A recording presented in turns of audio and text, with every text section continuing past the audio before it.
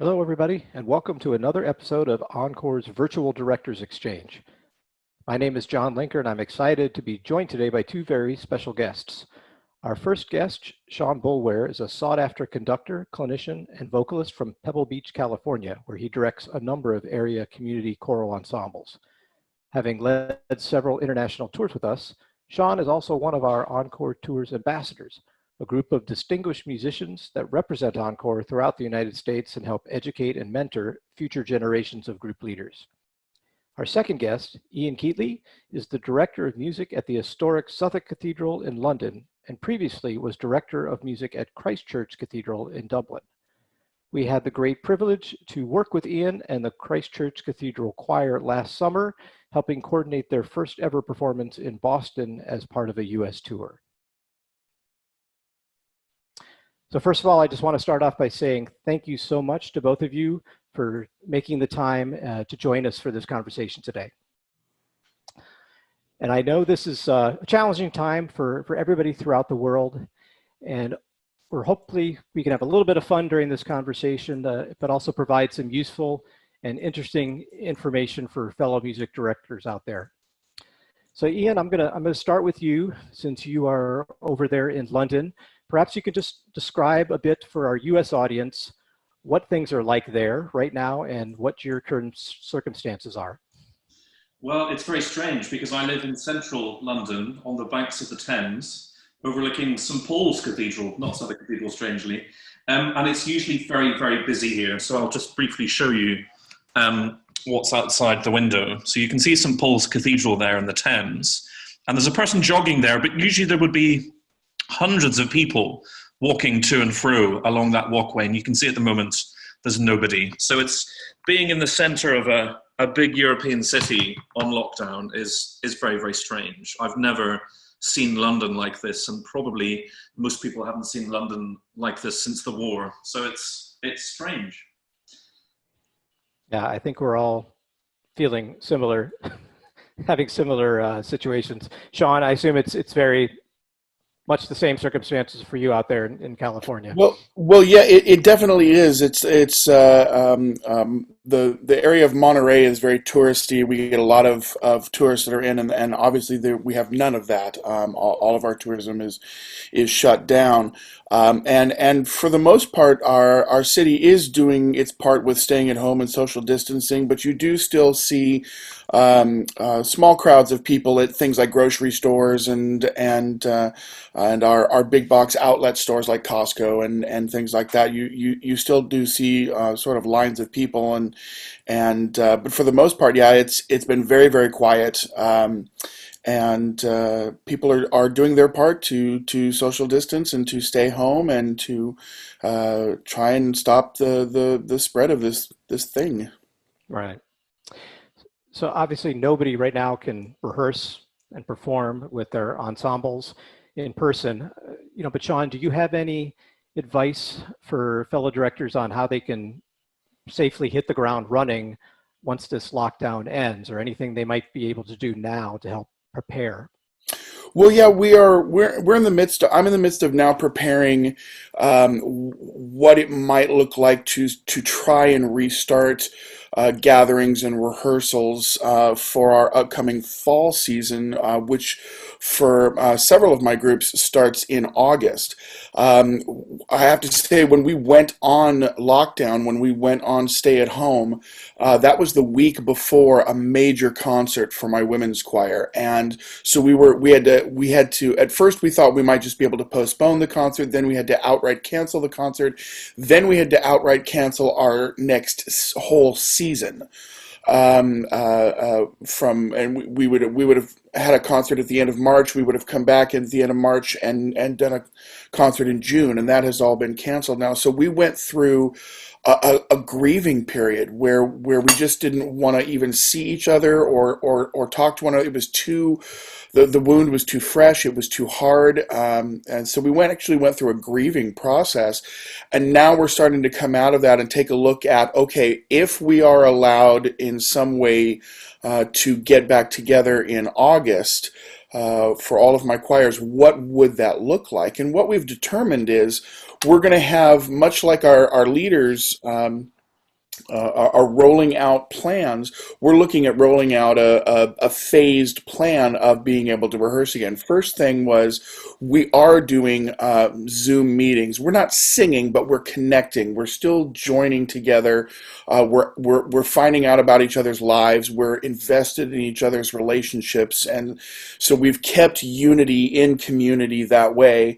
By at least meeting online, and then I've gotten together with some of our leaders and in my choirs, and we're just developing plans to roll it out. We're thinking if we are allowed to meet in small groups, that we might start with small sectionals and maybe even 1-on-3 or 1-on-5 meetings, which would create more rehearsals and ultimately more work for me and my pianist, but it would at least have the opportunity to continue to roll things out. We're going to continue the same repertoire we were planning to perform in March, and so we're that way we're saving money. One of the incredible generous things all of my choirs have been able to do is pay their staff contracts all the way through this stay-at-home time. They have each sought the importance of paying their staff contracts, so that means I haven't lost money, my pianist hasn't lost money, some of our leaders haven't lost money, but we would be spending a great deal of money on brand new repertoire if we just got back together in August. So we're taking a look at recreating the repertoire we were looking to perform in March and during the spring, with maybe a few changes, and then starting small, working with small sectionals, and then enlarging and keeping 6 feet apart and things like that. I know that there are choirs that are looking into masks that you can wear that will as less as possible impede the vocal quality. So looking at things like creating masks out of muslin, which is a one-sided material that is more porous, that will allow sound to be able to come through and yet not allow droplets and things to leave an artist's mouth because of singing and things like that. So we're kind of looking at a phased rollout of being able to get back together. But what's been crucial is meeting on a regular basis online, seeing each other, crying with each other, and even doing we have a couple of chants and one-line things that we have been able to sing together, because singing, of course, on things like Zoom and other online things is difficult because of latency and delay. So, but we're looking at a phased rollout to kind of just continue to bring community together, because there is nothing in the world like singing with one another. There is no other feeling like being together with your brothers and sisters and creating harmony and creating art on that level. And so it's important for us to find ways to be able to do that while still maintaining, of course, safety and health. Right. And maybe you can talk a little bit about what normally would be going on right now with your ensembles, and similar to what Jon was talking about, what you're doing to stay connected with your musicians. So really by telephone and by email in the first instance, but what we're trying to do so we have 6 professional men and then lots of choristers who are children. So with the 6 professional men, we're recording things where I play something on the piano, usually at home, and then we'll send it around the men and they'll sing their part and then we'll put it together. And so that is then put into a broadcast from the deanery, which is next door. So we have these little services, short services that are on our Southwark Cathedral Facebook page, and that includes some of that singing. What I'm aiming to do is then bring in the choristers, because it takes so much more time than to edit everything together. But it was interesting, just before the cathedral was closed, or actually just after the cathedral was closed, we continued singing services with 6 men, me and the organist and a few clergy, social distancing and so on. But I had to completely rethink the music list, and that was quite a challenge in the run-up to Holy Week and the Easter Triduum. So, I mean, a very good resource for me was a website called CPDL, which I'm sure is available in America, and that's particularly good for early music, because that gets around the copyright issue. So if you're in a church and you have to use different singers and different sort of forms of ensemble, I find that a very useful website to use. For both of you, and we could start with Sean. Do either of you feel like this whole situation is going to change your ensemble dramatically in any way moving forward? I think yes. I think it. I think it might. It has the potential to do that. We can't. I don't think as we roll into the summer months and go into the fall. Our government is talking about a resurgence of this virus and things coming back, and so I don't think you can go into planning without taking into account variables. Okay, what if the second wave does happen? What if things actually, disappear, much like some of the other coronaviruses have during the summer months for us when things get warmer? What are the variables to take into account for? And so we're watching and listening to our leaders and trying to figure out plan A, B, and C, about how to roll things back out, because it will be different. It will obviously be different, and we will have lost time together, and trying. You can't recreate that time lost, but you can look forward to a time of being together, even though it may be different. It may be further apart. It may be in smaller groups. It may be in a different. Rehearsing in a different place. It may be, recreating, and doing virtual choirs and recordings and things like that together. It may be an audience-less concert the first time we come out and sing, and how does that work? So just planning ahead and communicating openly about people's fears and about people's hopes and about people's vision for what we might be doing coming on in the future is really important. Yeah, same to you, Ian. How do you potentially see this affecting your groups moving forward, and maybe the challenges of just restarting when you have that opportunity? Yeah, I mean, I think I'd echo what you said. I think, although I'm conscious that Southwark Cathedral was founded in the early 7th century, in the year 606, and there's been singing in that space for all those centuries. And we've had the plague in London, we've had the Great Fire of London, and ultimately the serving of worship and liturgy has continued.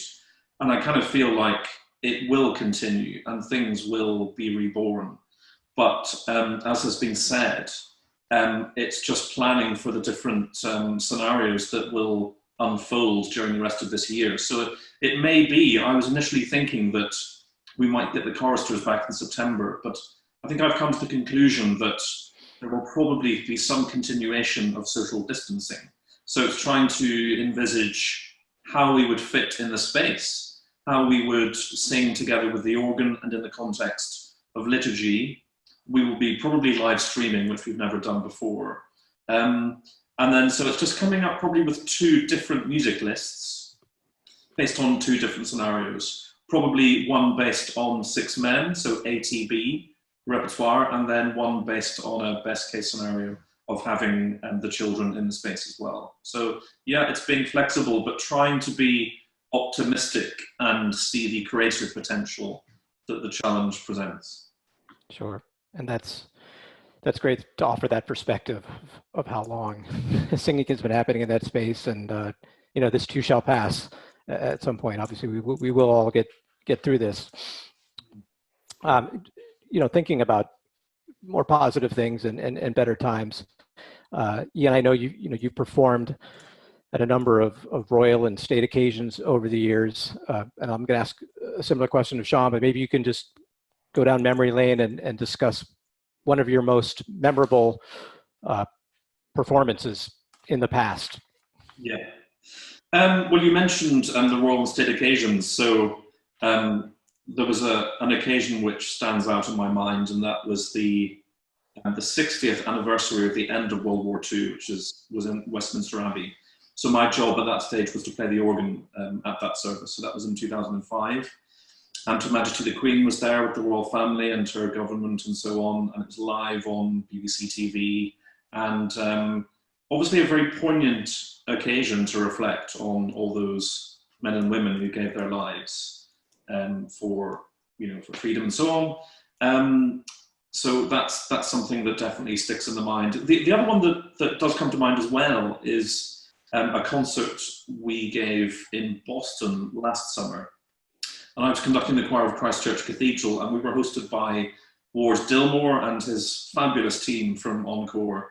And it sticks in the mind for two reasons, I think.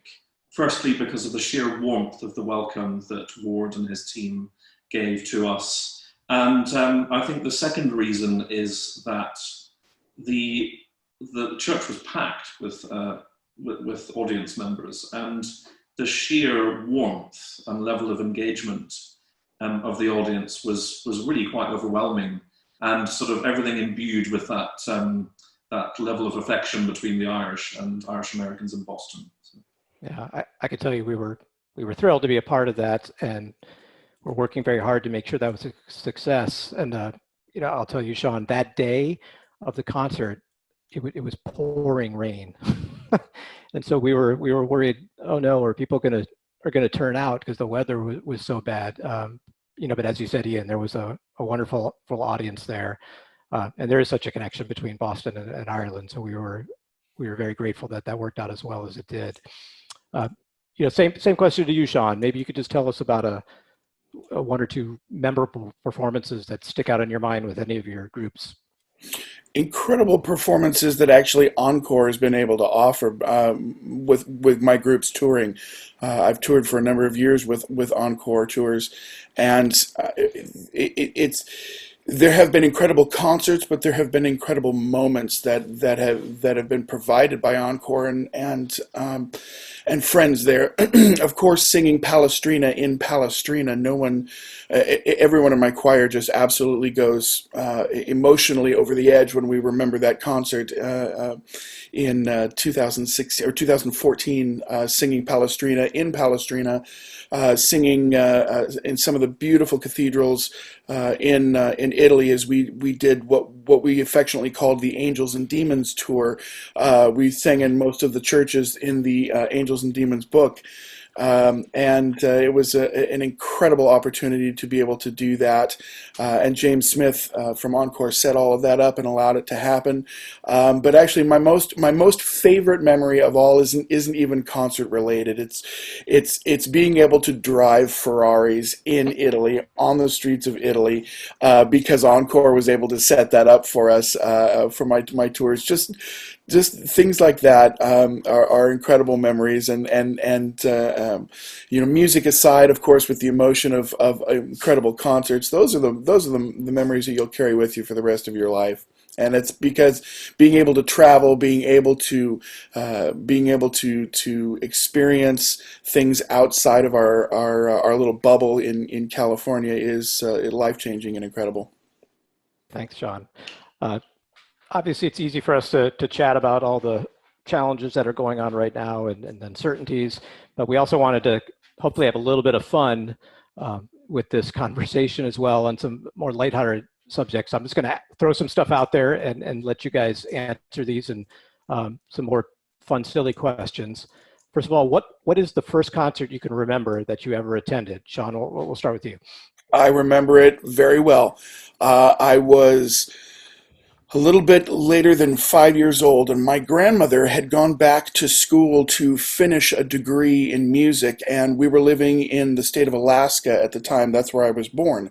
And the University of Alaska Chamber Singers were performing, and I was about 5 or so at the time, and I remember it clearly because they sang this song that overwhelmed me with emotion. It was the Vittoria O Magnum Mysterium, and that to this day is my favorite piece of choral music of all time. I to live in that time period would be a dream for me with that music and with that kind of harmony. That is my favorite time period. But having heard that performance and having heard the O Magnum, and then talking with my grandmother later about it, it was an incredible opportunity to just be exposed to choral music for the first time, and to that style of choral music, which has become my favorite and become something I've studied for years and years. And that was my very first choral concert. I knew then I had to be involved in choral music somehow for my life. Wow, that's a great story. Ian, how about you? Is there first concert you could remember attending? Yeah, I was a chorister in Belfast in the north of Ireland, and I was 7 years old. And I was a kind of a trainee chorister, as it were. So I wasn't ready to sing yet. But the piece that was performed was the St. Matthew Passion by Bach. And I remember, even at that age, just being kind of enveloped by the pathos in the music. Utterly inspiring, uplifting for a child of any age, I think. So both of you, obviously knowing your passion and knowledge of choral music, if we were to look into your CD collection or your iPods, is there something on there that would surprise us that we wouldn't expect? Sean? Oh, probably. I love heavy metal. I love rock. In fact, when I open my computer in my office, the first thing that plays is Enter Sandman by Metallica. So I'm I'm a great fan of all kinds of music, really, and I love great rock music. I love great 80s music as well. I'm a big fan of the 80s. I'm a big fan of Depeche Mode. I'm a big fan of I love a lot of those groups, and so yeah, I run the gamut with my musical collection. I'm sort of known as the musical Sybil, if you were, because my personalities in music vary a lot. I pretty much love it all. Very cool. Ian, any Metallica in your collection? Not close, actually. It would be Guns N' Roses. So, I mean, when I was a young teenager, there were two musical obsessions I had. One was the Venetian Renaissance, and the other was Guns N' Roses. All right, very interesting. How about a favorite song? And if anybody's willing to actually sing a little bit of it, you're going to get bonus points for that. So, Ian, we could start with you. Favorite song? Take me down to the Paradise City where there is no... It's that one. All right, Guns N' Roses. Perfect. Sean, you going to sing some Metallica? I don't think that's possible. Well, but then there's also great stuff like Pour Some Sugar on Me, Pour Some Sugar on Me, Def Leppard. You know, there's some, oh man, I love good rock music. Awesome. Do either of you favorite performance venue? Is there a venue that either you've performed in or haven't and want to? Favorite performance venue, Sean? You can go first. For me, I think it has to be Westminster Abbey. I've been able to sing and perform and lead services there a number of times over the years, and coming back to that place it's an incredible place of history and emotion and music for me. So Westminster Abbey is a phenomenal place to be able to sing. And how about you, Ian? Well, yeah, funny enough, I would sort of echo that. I mean, when I was the organ scholar at the Abbey, I think one of the things I'll never forget is being locked in the building at night, alone, with the lights off, essentially. And when the lights are off and the pilgrims and the tourists aren't there, you suddenly get a sense of the history of the space. All those kings and queens of England buried in the building, all those state occasions which have happened over many centuries, are incredible. But another place which comes to mind is Notre Dame in Paris, a building which is just so captivating. And the last time I played the organ there, I was surrounded by two of my heroes. Yves Castagnet and Olivier Latry were sat on the organ bench on the side of me because the main organ was being restored. So to play the choir organ there and have my two heroes sat by the side of me was something I'll never forget. But I look with interest to see how the restoration of that very special building continues. And thank goodness the organ survived, and indeed, you know, most of the building. So there's hope. Sure. So again, I want to say thank you to both of you for taking the time.